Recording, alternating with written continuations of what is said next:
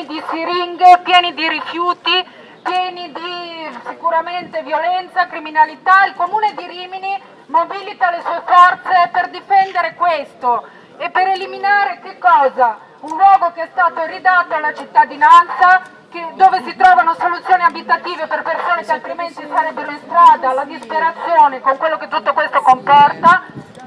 Sgombera un luogo così, io questo non lo capisco.